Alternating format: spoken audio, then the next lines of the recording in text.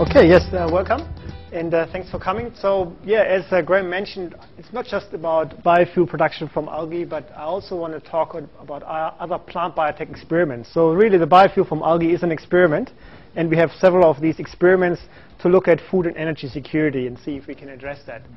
So, just need to acknowledge some of the, we work quite closely with industry partners as well, and of course with ARC and so on. So they're just mentioned here. And you're welcome to contact me anytime by my email, or we also have a web page, schenklab.com. So if I ask my students actually, and I can ask you as well today, what do you think are the biggest problems? What do you care about the most? So if I just ask you what is most important for you right now, what would you tell me? If someone's not. Pardon? Money is important? Yeah? Okay. Can I ask you a question? Can you eat money? Can you breathe money and can you drink money? No, right? So I guess it's not. You can't do these things without money. Yes, you can. Yeah, no, I've actually been in Papua and I've been in the tribes there in the highlands, and they don't know money at all. But they certainly know that they need to get food and water and then to breathe air. So it actually comes down to food, water, and air. These are the most essential things that we all need. So the question is, where does that come from? Obviously, we cannot survive without food. So we need to look at food security. And in fact, human health is also important, of course, but the biggest disease is actually malnutrition in this world. So that's related to food security as well. So you can see it's really coming down to the food. Also, biodiversity decline, pollution, this has been mentioned as well. That's a big problem as well. We're losing some of the natural landscapes. And energy security, I'll talk about that as well, because that's very closely linked to food security. And then these other problems, obviously they exist as well. But they sort of linked, as far as I know over the years from the students, they tell me this is sort of linked to these key problems. So we really should address these key problems. If we don't know what to do anymore as a researcher, I think it's good to look at these problems and see whether we can refocus on some of these. Because as a scientist, I think we are very privileged. We are trusted by most other people that we do the right thing and that we come up with brilliant new ideas. So really, if you look at it, we are privileged we're paid to play around and try new things. And I think that comes with a responsibility. So food and energy security are closely linked. Just wanted to, our population is going up like crazy. So basically, we live in a situation that is not the typical situation of the human population. The typical situation would be something that is more or less a stable population like most animals would have. So, but currently we're in this expansion phase. We're still in the expansion phase. Maybe it will level off eventually. But we are in an unusual situation of growth where the petri dish is still available, but we're seeing the end of the petri dish. So we need to be aware of that there is an end of the petri dish coming up, where we're growing in. And I just want to quote Richard Dawkins, who said, if there's ever a time of plenty, this very fact will automatically lead to an increase in population until the natural state of starvation and misery is restored. Well, that doesn't sound very nice. So there could be an alternative, and the alternative is that we are taking an active role in controlling what we're doing. So if we adopt sustainable practices, we should be able to stay around much longer and don't go to a disaster and go into starvation and misery. Although starvation and misery, of course, is already a problem. We have 700 million people already suffering from malnutrition. And then we have this issue that food production must increase by 70% until 2050 using existing arable land. So that's a big issue because we cannot go so much higher with just efficiency. And as food prices go up because of there's so little land to use, we need to pay more for, the household needs to pay more, which is a big problem for developing countries, of course. So the unsustainable practices that we're faced with are, we have deforestation going on, we have erosion, soil loss, salinity as well. We have overfishing. I just show one graph here, which is global fish stocks. You can see how they're going down. Climate change is happening, oil dependency, groundwater depletion, peak phosphorus, pests and diseases, some say they are on the incline, and the meat demand increases as well. I looked at a recent publication in National Geographic, and you could see that nearly half the land is actually used to grow food for animals and not for us. So we could all turn into vegetarian, I guess, but then maybe half of QAAFI wouldn't be so happy, right? So maybe we Yeah, so, and then there's also the new pressure of biofuels and biomaterials. So if we go into a bio-based new economy, we actually have more pressure on the land to produce these compounds, biomaterials and biofuels. So it's still the same kind of land that we have. So, and you can see how the oil dependency is really showing that oil and food prices go really close together. You can see oil and food prices, they basically are the same graph. Because we use so much energy to produce food, it takes about 3 to 10 calories just to produce 1 calorie of food. So if you think about that, what you would eat today would be about the same amount as burning 1 liter of fossil fuel, just every day, just because you eat some food, because we use so much energy to produce it.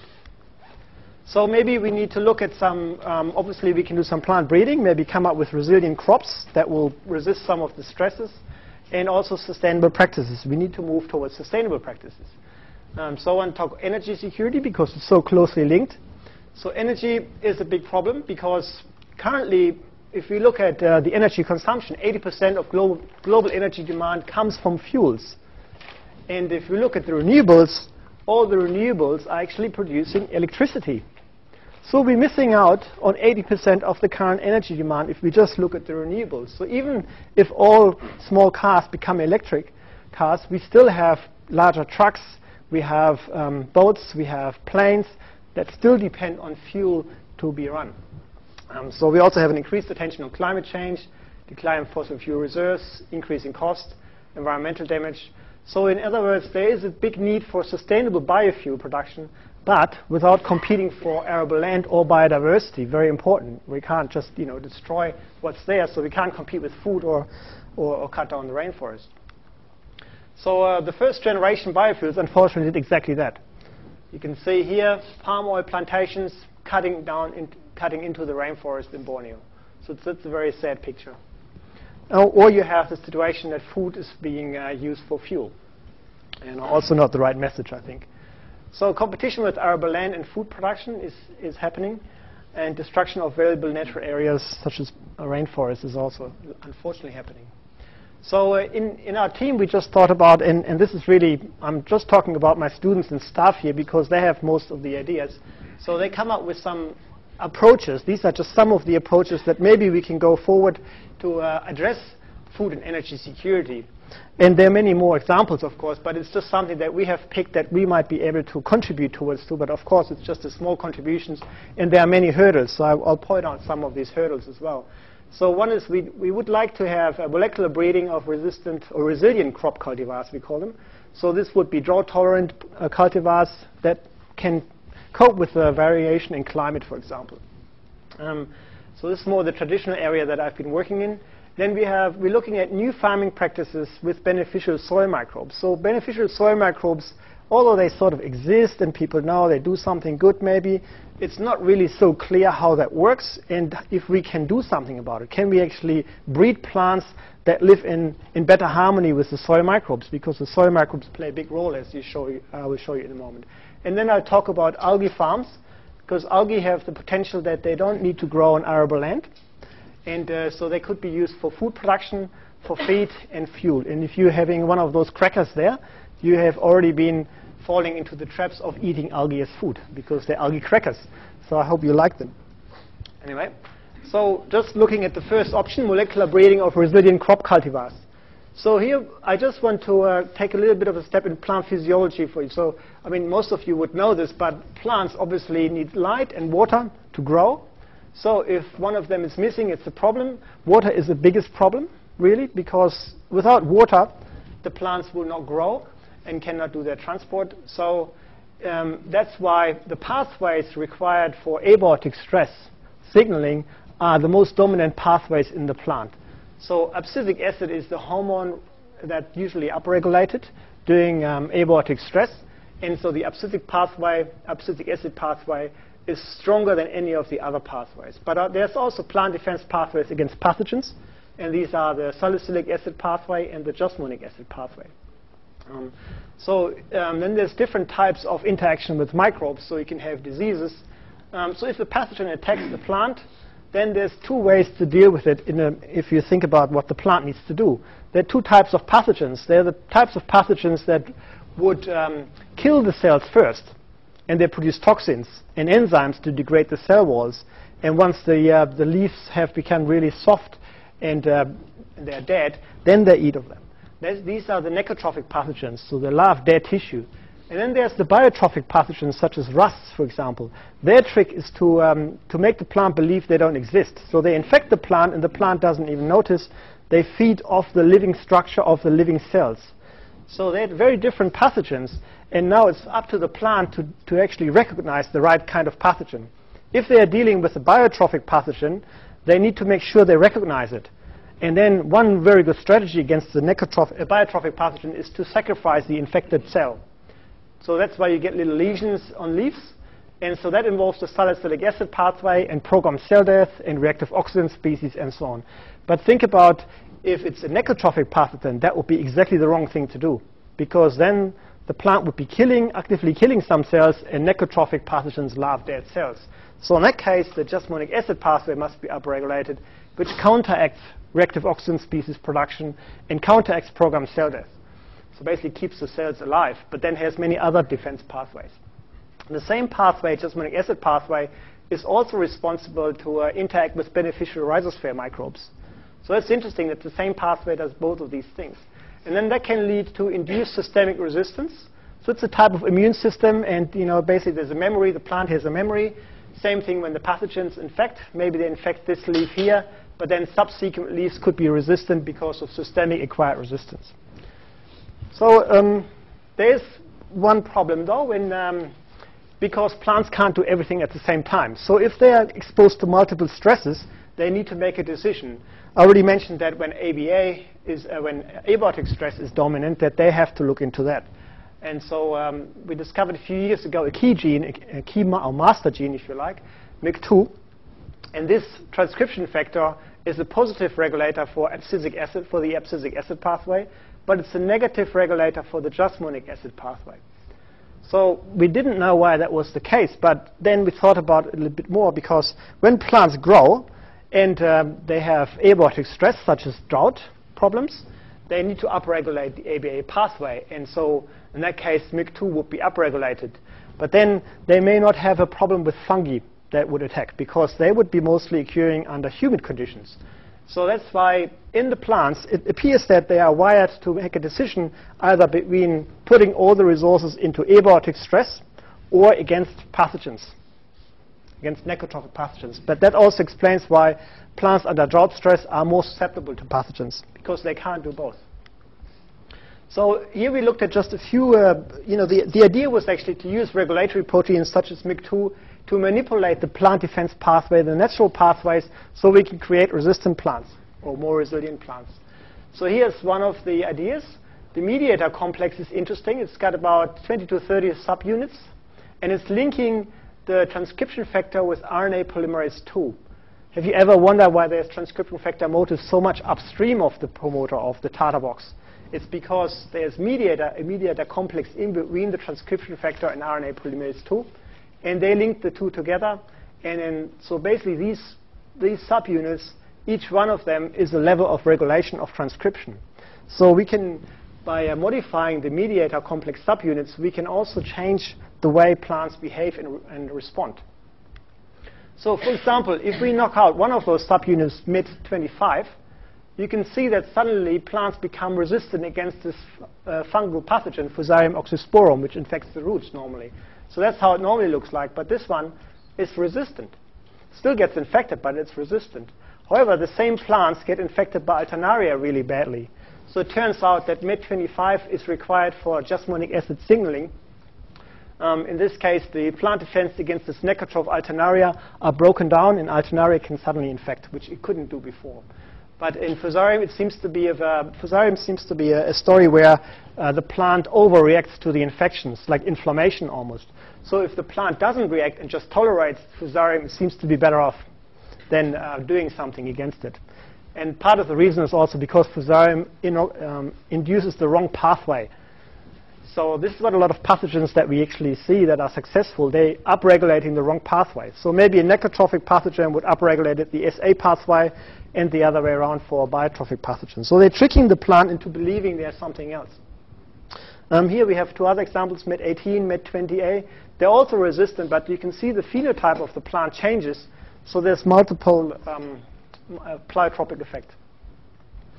So here's another example, and it's nice to see one of my former students, Gerard, in the audience, who did this work.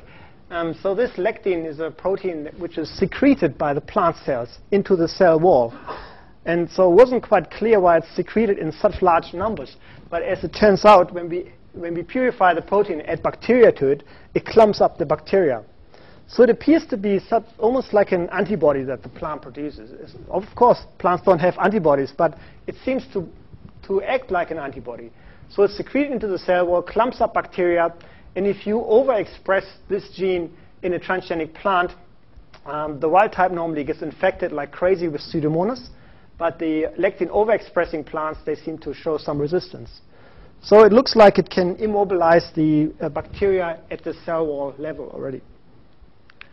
The same thing works with nematodes, although not as strongly, and we have no idea why that is still. So this is also Gerald's work. I don't think we know really why it happens. Maybe it's something to do with the gut lining of the nematodes. But there seem to be some resistance as well against nematodes. Something else I want to show, and from Shaze, who also sits in the audience here. So a few years ago, she had this idea that she wanted to look at microRNA from viruses. It's been known for animal viruses that they produce microRNA. So the idea was to look at plant viruses. And so she predicted microRNA precursors. And then she also looked at the way which kind of genes would be involved. And this is just a summary of the pathway of the model that she came up with. So it involves the microRNA processing machinery of the plant as well. So and then out of this idea, we actually filed a patent because, OK, maybe if the microRNA from the plant, from the viruses, target plant genes, and then these plant genes might be involved in defense against the viruses, maybe we can counteract that idea. So here we have the plant virus genome producing microRNAs, and these microRNAs would normally bind to a host defense gene that acts against the viruses. Now, by interfering with that binding, by simply introducing a point mutation or a few point mutations in the target binding region of the target gene, we can prevent the microRNA from binding. Hence, the expression of this defense gene against the viruses is active. Another way is to have a decoy sequence or a sponge to just capture all these microRNAs. And another one is just to look at a breeding population, see where there's natural variation in that region of binding, and then maybe you have a resistance gene against the virus. So this has led to a startup company, Nexgen Plants, actually. So we're working in this area. And although I can't tell you exactly what the microRNAs and the transcription factors are, but I can tell you that many transcription factors and kinases in the plant are targeted by viral microRNAs. And they seem to be involved in the plant defense mechanism. So again, if we can interfere with that mechanism and then we can restore the expression of those defense genes, we should be able to make plants resistant against virus attack. And so here we have done this. I won't go into the details, but basically, if we restore the GFP expression, we know that the target is no longer targeted by the microRNA because we introduced a mutation. So this is the mutated target, so it's now showing GFP expression again. So this is an indication for us that we can make plants resistant against viruses using this approach. And then, of course, with all these things, we have the problem that, oh, they are transgenic plants. Sorry, there's the GM issue. So you can't really do this. You can't really save the world because they're transgenic. So what can we do there? So because of that, we looked at some non-GM approaches. So I guess this is called an intragenic approach. So here, this is Katja's work. So we're looking at native regulatory elements. So we have the idea is to transform tomato plants, but just using tomato sequences. So we use a tomato promoter. We use a tomato terminator. We use one of the defense genes against the viruses. We express that just in a different way. Then we also need to look at marker genes, or maybe we can look at some marker genes, and there's a few marker genes that Katja is trying in the moment, and as selectable marker genes. And then what about Agrobacterium? So Agrobacterium has the left and the right border, right? So there's some extra sequences being introduced. It turns out that these sequences are also present in the tomato genome. So we are able to piece together a binary vector with the tDNA just made out of tomato sequences. So it depends whether that's going to be regarded as non-GM in the future, but hopefully it will be. because it's just tomato stuff into tomato. Then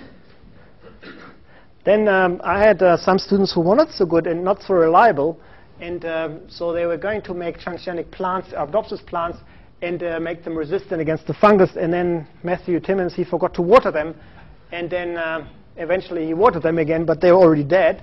They looked like this pretty much, or they looked really wilted. But then it turns out that the transgenic overexpressing ones had a recovery phenotype, so they were drought tolerant in a way. So that was kind of nice. And so that's just a little discovery, how we didn't expect that. So I want to go to the next approach, beneficial soil microbes. So beneficial soil microbes are so important. I don't think people realize how important they are. If you grow plants without any microbes under axenic conditions, they don't grow very well. If you add microbes to the same kind of conditions, you can see they get about twice the biomass. So now you can ask, OK, this is a strong effect, a yield effect. So something that agriculture should probably look at if such an important yield effect can be achieved just by adding microbes. So the question is, what is the plant doing? So you can look at functional genomics, transcriptomics, maybe some gene expression in the plant.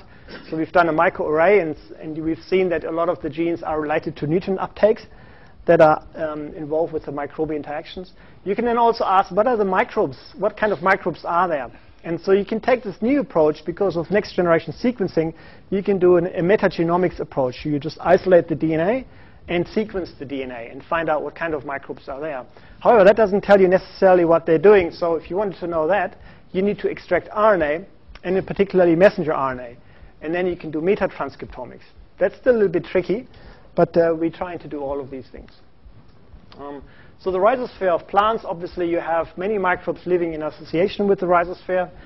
Many of you have maybe seen the tree of life, but if not, I just want to point out you are actually here, together with all animals, worms, and insects. And then next to it are all visible plants here. These are all the plants. And then next to it again is all fungi. So pretty much the visible world that we live in is just represented in these tiny 3 little branches. So the rest of it is microscopic. And this is just the stuff that we know. Only about 95% is currently probably unculturable, so we don't even know what it is or how it looks like. So this means we are surrounded by a microbial world. We live in a microbial world. And I think most of you are aware that you're outnumbered by 10-fold in terms of cells that live on you by microbes. So if an alien spaceship would abduct you and sequence you, they would only find 10% of human cells or human genomes in you. So a similar story probably with plants. Plants have multiple interactions also in the rhizosphere with microbes, and I won't go into the details, but basically there are good ones, there are bad ones, and there are ugly ones. Right? So the good ones would be promoting growth or maybe defend the plants against pathogens, and then the bad ones are pathogens, and the ugly ones are the pathogens that pretend to be good ones, but they actually are tricking the plant into pretending they're good, and then they are bad. So maybe they start good and then become bad. Anyway, just coming back to this idea, so the beneficial rhizosphere microbes. So let's have a look if we can look at find something about these. So the idea is, let's have a look at exogenous treatment of plants to manipulate soil microbial communities.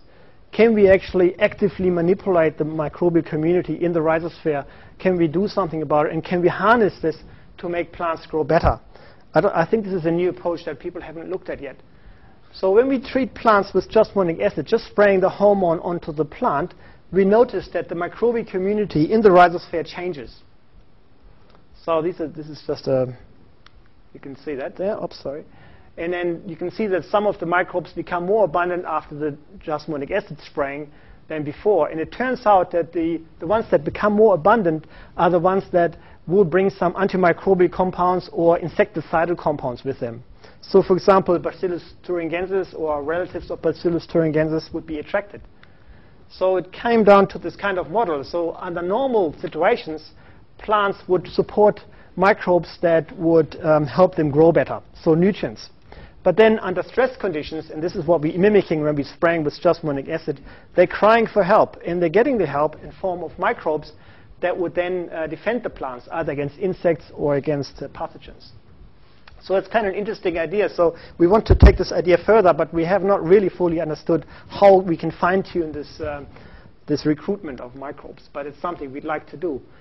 One thing we also looked at, what happens to the actual genes that are expressed in there, and we can see clear differences in the pattern of genes that are being expressed. The problem with that is there are so many different genes, so many sequences that we find that have no homology at all, that it's very difficult for us to actually say what the function is of these genes. But these are some of the genes that did have homology, that were upregulated, and I won't mention all of them, but they actually summarized here. Lilia summarized them. It turns out a lot of them are involved in virulence, stress responses, horizontal DNA transfer, which is interesting, antimicrobial compound production, and microbial competition, such as CD4 production. We developed also a microarray. This is a metatranscriptomics environmental functional gene array. So this array is just printed with transcripts for microbes, and it can be used to find out what's going on with the microbes in a particular soil. So for example, here we have a sugarcane field, just different sugarcane fields probed with this, and you can see there's not much difference in the microbic gene expression. However, if we have a history of soybean cultivation on the sugarcane field, we can see that somehow the genes seem to be differing. So then there's also the idea to culture microbes, and maybe we can extract some compounds from the soil microbes directly. Although only maybe 1% of the soil microbes can be cultured, but if you have thousands of different species in the soil, that's still an interesting approach. So here's some results from Ahmad, where he found some in vitro inhibition of Phytophthora. And so that was interesting for us to look at. And then when he looked a little bit further, together with IMB people here in this building, he was able to do NMR and identify the compounds. So this is a diketopiperazine compounds.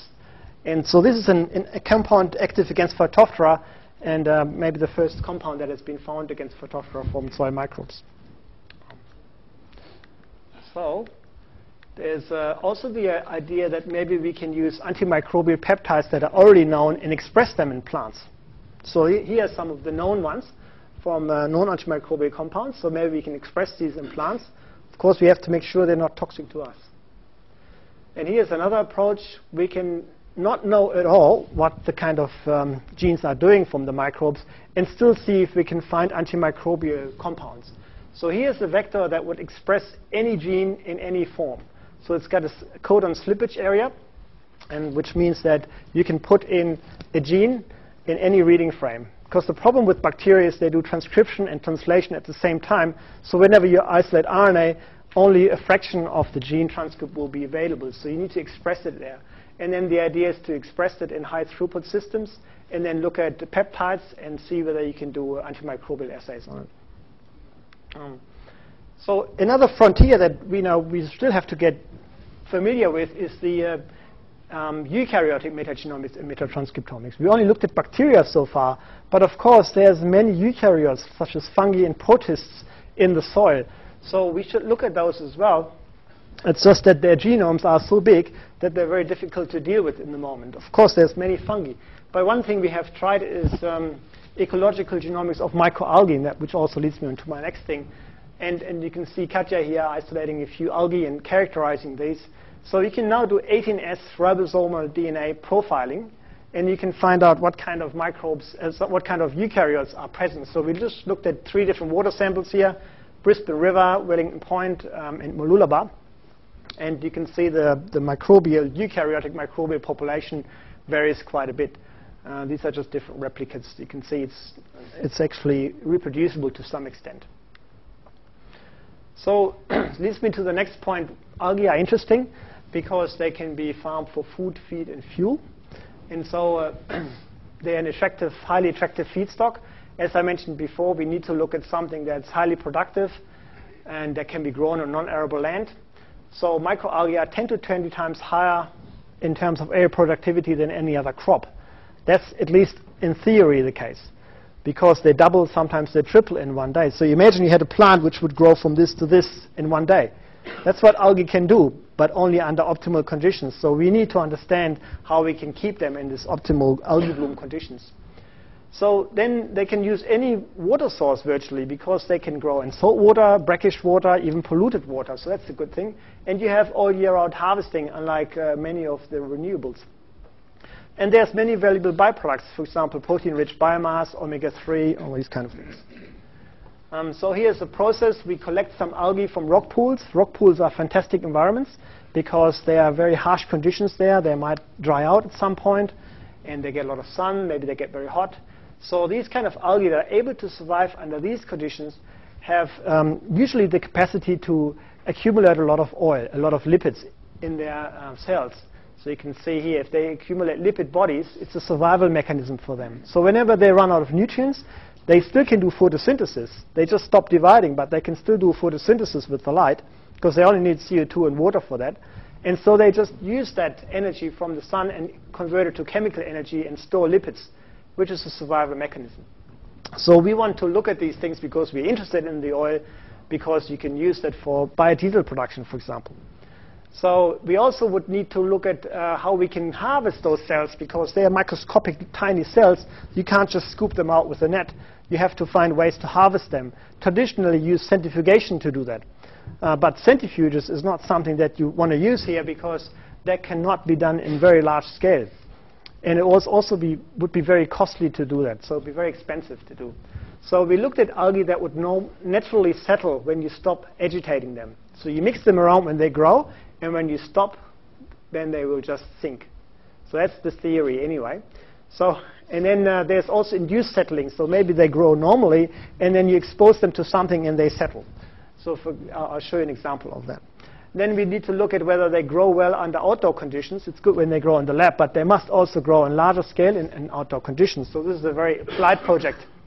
And so we look at the bioreactor on one of the buildings of the roof, on the roofs here, and then also open ponds. And then we need to look at extraction, harvesting and extraction. Here you can see some oil extraction. So these yellow parts are the lipid bodies. And so the idea is to extract the oil first, and then you can use the different products from the algae for different purposes. Oil can be used for biofuel, but then the remaining biomass, which is high in protein, can be used for animal feed or for us, for food. You can also digest it and produce biogas from it. And then also you should look at some high-value products such as omega-3 or carotenoids, which can also be used. Now, if you look at it from a commercial perspective, usually that's the best thing to grow for. But omega-3 and carotenoids, at some point in time, they will be saturated. If everyone else and his dog grow algae, then at some point in time, these markets will be saturated very quickly. But we all need to have food, and animals as well, and we need energies in the term of fuels. So these two markets are going to be there for a long term, and they cannot be saturated very easily. However, the problem is biofuel from algae is currently too expensive. Here's a comparison of pongamia, sugarcane, and microalgae. And although I don't agree the way this study was done, it's by far the most expensive is to grow microalgae, and mainly because of the harvesting, which here in this calculation included a use of centrifugation, which in our case we don't have to do because the algae will just sink to the ground by gravity. So there's potential also for yield increase and cost saving. So we're looking at selecting the best strains, of course. So we have hundreds of strains, and we collected those, and so we have a nice collection. And then we pick the fastest growing ones that produce the most oil. Then we need to look at efficient technology, but simple and cheap technology for installation, harvest, and extraction. So that's why we have produced these pilot plants. And then upscaling. So with the economy of scale, you'd hope that you also save some money. So you try and grow them at much larger scale. So we have a UQ demonstration plant, which is at Pinjarra Hills, and I'm going to show you some photos of that. We also need to link to other industry to maybe save some money. So if we use wastewater for them to clean up the wastewater, that would be a good thing, because then there would be some benefit for the wastewater industry. But then it would be not possible to use the algae as food. Okay, or maybe you can use it for CO2 fixation. The biorefinery approach is good because there you have multiple products and no waste. So algae strain selection, just a few examples here. This is one of our favorite strains. It's M8, comes from Maroochydore, Sunshine Coast. So a few lucky students went out there and collected this algae. It's got a little red eye spot, so it looks at you in the microscope. And then when it's under starvation, no more nutrients, it will produce a lot of oil and lipids. The whole body is full of it. And you can synchronize this as well so that all the algae would be full of the oil droplets. And then that's time to harvest them. And so you can harvest them ideally by settling, just auto-settling, so without any energy input except for gravity. So then we had to set this up in larger scale because impatiently we wanted to see whether it works in larger scale. So from the lab, you get maybe 20 liters the most that you can grow in the lab. And this has been set up on the Goddard roof, so that here's a bioreactor. You can see, though, it was not made to be really very cheap because this structure, for example, costs a lot of money. And so, but it was just to see whether we can grow them under outdoor conditions. So we built this one first. And then here you can see pictures from the roof of the Goddard building. And you can have the bioreactor here, which is just the bags. And then you have also the open ponds, the raceway ponds. So these just circulate the algae around the open pond. So it's a bioreactor and open pond system. So ideally, we'd have a two-stage system as well, where we have the algae growing in exponential phase here with optimum nutrient supply all the time. Then we take half of them out into an open pond. The open pond, we add a little bit of water, but there's no nutrients. So we let them run out of nutrients. And then with the sunshine, within 48 hours, they produce lots of oil. And then we can harvest them, so we concentrate them. So this two-split system is a good way of avoiding contamination as well. So we looked at some other technology. How can we make mixing cheaper, for example? So here's a way we use an airlift. Most airlifts go vertically, but this is an airlift which takes into consideration the flow of the water. So the water goes down, and then on a diagonal line, it goes up again. So it takes the flow of the water into consideration, and then it just basically, with bubbles, is able to push the water around. So it's using compressed air rather than a pedal wheel, which is the traditional way of pushing algae around. And then another student of mine, Kalpish, he came up with this brilliant idea in his PhD to use UV light. So here he has exposed algae to UVC light, which doesn't normally occur, but it stresses them so much that not only they produce oil under nutrient starvation conditions, but that oil doubles if you expose them to UV light. So we have doubled the yield of oil production by just simply exposing them to a little bit of UV light. Luckily, the same algae also have flagella, and the flagella drop as you add UV. So this means they can sink. They fall down after the UV exposure. So it's a nice way of doing lipid induction and settling at the same time. So now then, after this, we looked at the costs. How much does it cost to harvest algae? And these are just some of the more traditional ways. For example, centrifugation is the most expensive. Then there's also other approaches, for example, foam flotation, and we're using a Jameson cell as well, which is normally a mining instrument to get coal dust out of water, but we're using it to get algae out of the water. And then we use that sedimentation, which is just by gravity. Maybe you can add a flocculant, or you can add UV, so this is with or without UV. Some of them wouldn't settle unless you actually add the UV lamp. But you can see the cost has gone down quite a bit using that approach. So then we wanted to do this larger, so we looked at this Pinjarra Hills campus where there's 260 hectares, which are not being used very much. So we were able to set up a facility there. So we call it demonstration plant because at this point we wanted to see whether we can already do some economical production of microalgae. Although we had a few disasters such as soil erosion and so on, but basically we were able to get through that. And so this is the current state where we have 3 raceway ponds. So the way this algae farm is run is you have a starter which comes out of the lab originally. Then you have some pre-cultures that are grown under outdoor conditions. Then you have an inoculum pond. So the pre-cultures, so starter is about 20 liters, pre-culture 180 liters each. The inoculum is 4,000 liters, and the raceway pond is 40,000 liters. So you see, you need to slowly go up. You can't just jump and inoculate with one little vial from your algae. You can only inoculate with 10% as the minimum. And so we do that here. And also, it's important to have backup culture in case you have contamination or other problems there. And then we have the harvester here, which is just a V-shaped pond. So basically, the algae just sink to the ground, and that's where we can harvest them by settling. Then there's secondary dewatering, and then we have a solar dryer as well, which just has some hot pipes, and hot air goes through it. It goes up to 85 degrees in there, so quite hot. I should also say that the algae that we use, it's an MLA project, and if you've been to Dennis Poppy's presentation a few weeks ago, he mentioned this project as well. So MLA, we're actually producing microalgae for feed for cattle for the Northern Territory. So this means we are using Northern Territory strains, and they have some amazing abilities. For example, they can survive 45 degrees in a glass house, we noticed. And right now, as the water's only 7 degrees out there, they're still growing. So they have a really wide temperature tolerance. So it's quite nice to see. So yes, so the business model is that we have high-value products, but then once we extract high-value products, we can look at the biomass and biofuel, and we can cover these different things here. So what about oil extraction? So oil extraction is an issue because currently hexane is used for oil extraction. It's an organic solvent, which is not environmentally friendly, and also it's dangerous because it can explode. So another student, or two students, Ali and Furuk, are looking at oil extraction without using a solvent. So there's ways to do wet extraction. So Furuk has shown that you can do wet extraction. You don't need to dry the algae, which would save some costs. And there's also ways how you can explode the algae so the oil droplets simply come out. And then, but once they come out, one of the problems is that they don't necessarily are available because they may form an emulsion with the liquid, the water. So then the question is, how do you get the little oil droplets out of the water? So how can you break the emulsion and recover the oil from the emulsion? And then luckily Ali came up with the new idea where he had a filter.